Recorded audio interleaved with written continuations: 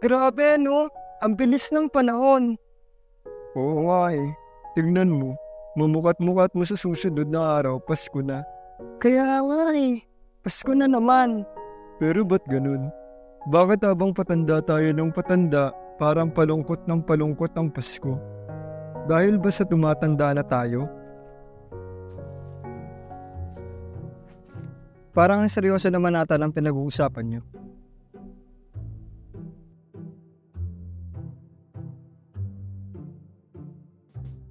Parang dati lang nangangarap lang akong tumanda. Kasi ang pakiramdam ko noon, kapag matanda ka na, malaya mo nang gawin kung anong gusto mo. Hindi mo na kailangan pumasok sa eskwela, nakakapunta ka na sa lugar na gusto mong puntahan.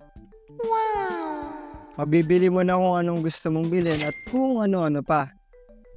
Pero hindi ko naman alam na package deal pala. Kapag tumanda ka pala, kasama rin ang responsibilidad. At ito pa, unti-unti ka nang namumulat sa realidad ng mundo. Darating yung mga disappointments, workloads, at even mga babayarin. Hindi madali, pero hindi naman ibig sabihin nun na hindi na pwedeng maging masaya at makabuluhan.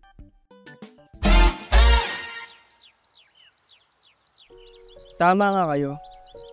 Tumatanda na tayo at parami na ng parami yung responsibilidad natin.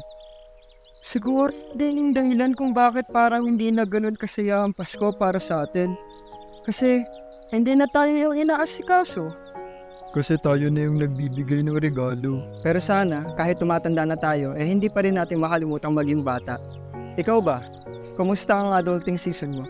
Kwento mo naman. Makikinig ako. Pero sa ngayon, paalam na muna kaibigan. Hanggang sa muli.